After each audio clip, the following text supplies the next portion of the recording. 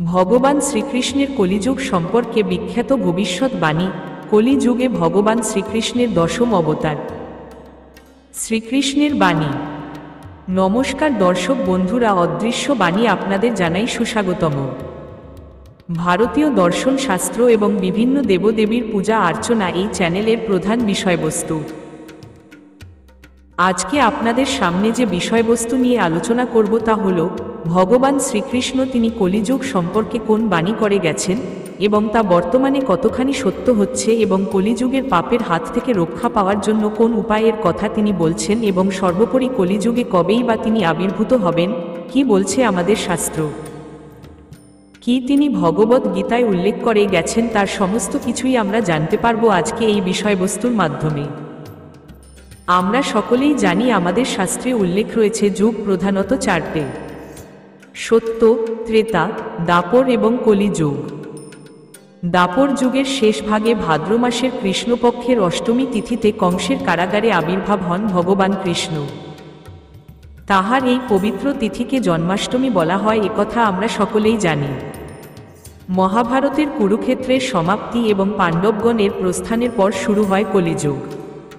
আমাদের শাস্ত্রীয় ধারণা অনুযায়ী এই কলিযুগের পর আবার শুরু হবে সত্যযুগ। এই কলিযুগ সম্পর্কে পাণ্ডবরা ভগবান শ্রীকৃষ্ণকে প্রশ্ন করেছিলেন যে কলিযুগের প্রকৃতি কেমন হবে, কবেই বা শুরু হবে এই কলিযুগ, এবং কর হাতেই বা অন্ত হবে এই কলিযুগের। এই প্রশ্নের উত্তরের জন্য ভগবান শ্রীকৃষ্ণ 5 পাণ্ডবকে একটি বনে নিয়ে গিয়ে বললেন, এই জঙ্গলের 5টি দিকে তোমরা 5 জনা ভিন্ন ভিন্ন অভিমুখে যাত্রা শুরু করো, এবং ভিন্ন ভিন্ন অভিমুখে যাত্রা করার পর প্রথম যে ঘটনাটি তোমরা লক্ষ্য করবে সেটি আমার কাছে এসে ব্যক্ত করো। যেমন কথা তেমনি কাজ। পরমেশ্বর ভগবান শ্রীকৃষ্ণের কথা অনুযায়ী পঞ্চপাণ্ডবরা জঙ্গলের 5টি অভিমুখে যাত্রা শুরু করে। সবার প্রথমে যুধিষ্ঠির ফিরে এলেন। তিনি শ্রীকৃষ্ণের কাছে একটি অদ্ভুত ঘটনার কথা ব্যক্ত করলেন। তিনি দেখতে পেলেন 2 শুঁড় বিশিষ্ট একটি হাতি জলাশয়ে খেলা করছে। এই ঘটনাটি দেখার পর তিনি শ্রীকৃষ্ণের কাছে এসে সম্পূর্ণ ঘটনাটি ব্যক্ত করেন এবং অদ্ভুত 2 শুঁড় হাতিটির প্রকৃতি সম্পর্কে জানতে চান শ্রীকৃষ্ণের কাছে। শ্রীকৃষ্ণ যখন বলেন যে কলিযুগে মানুষ হবে ঠিক এই রকম। কলিযুগের বেশিরভাগ মানুষ হবে মিথ্যেবাদী এবং স্বার্থপর। তারা মুখে এক কথা বললেও কর্মক্ষেত্রে সম্পূর্ণ ভিন্ন থাকবে, অর্থাৎ কথা, প্রতিশ্রুতি এবং কাজের মধ্যে কোন মিল তাদের থাকবে না। তারপর ভীম ফিরে এসে তার অভিজ্ঞতা ভগবান শ্রীকৃষ্ণকে জানালেন। তিনি বললেন তিনি একটি গরুকে তার বাছুরকে চেটে চেটে আদর করতে দেখেছেন, কিন্তু এত মাত্রায় বাছুরটিকে চাটছে বাছুরটির গায়ের ছাল উঠে রক্তক্ষরণ হচ্ছে। এই প্রশ্নের উত্তরে শ্রীকৃষ্ণ বলেন, কলিযুগে পিতা মাতা তাদের সন্তানের প্রতি অন্ধ ভালোবাসা ও স্নেহ তাদের সন্তানের ক্ষতির কারণ হয়ে উঠবে। অন্যদিকে অর্জুন তিনি ফিরে এসে শ্রীকৃষ্ণকে বললেন, একটি শকুনের যার বিশাল আকার ডানায় বেদ লিখিত আছে, কিন্তু শকুনটি নর মাংস ভক্ষণ করছে। অর্জুন পরমেশ্বর শ্রীকৃষ্ণ ভগবানের কাছে এর কারণ জানতে চান।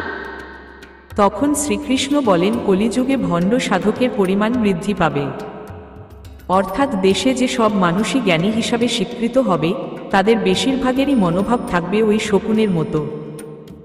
ওপরে ধর্ম সাধকে মোরা জ্ঞানী মানুষগুলি আদতে নিজেরাই হবে ধর্মভ্রষ্ট। এরপর নকুল ফিরে এসে ভগবান শ্রীকৃষ্ণকে তার অভিজ্ঞতা জানালেন।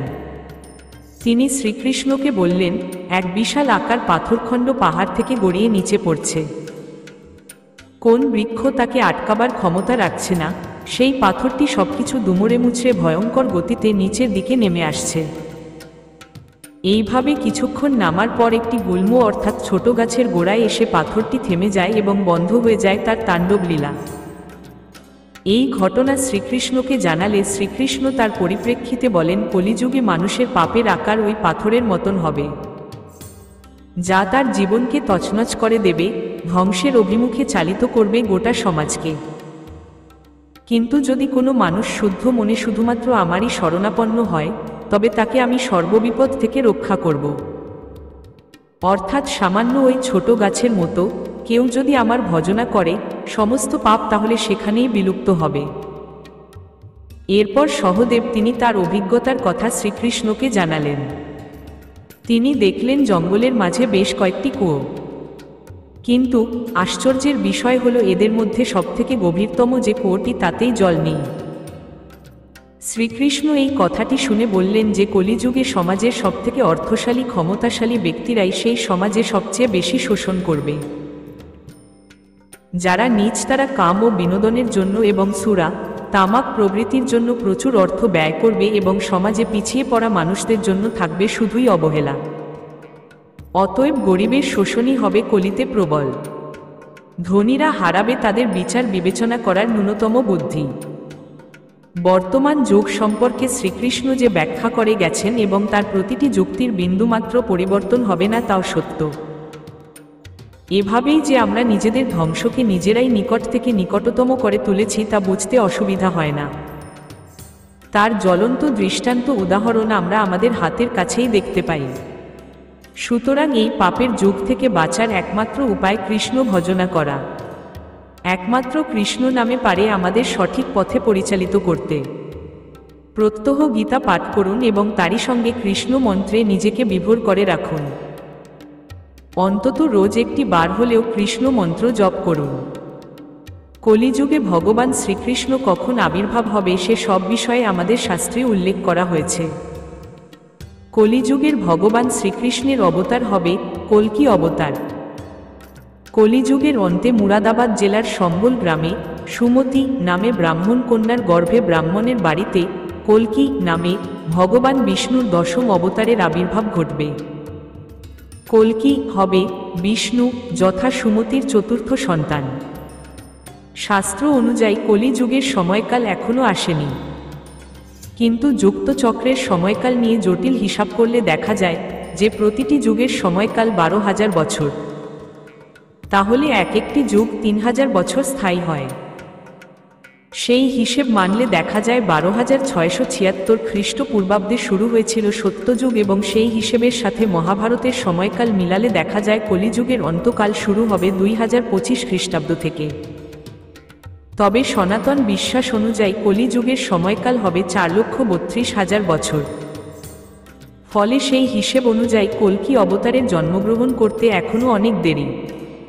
তবে কলিযুগে পাপের হাত থেকে বেঁচে পুণ্য লাভের একমাত্র উপায় হল হরিনাম ও পবিত্র গীতা পাঠ। আজ এখানেই শেষ করলাম। ভালো লাগলে নিজের আপনজনের সাথে শেয়ার করবেন। ভালো থাকবেন, সুস্থ থাকবেন। নমস্কার, ধন্যবাদ। ঈশ্বর আপনার মঙ্গল করুক।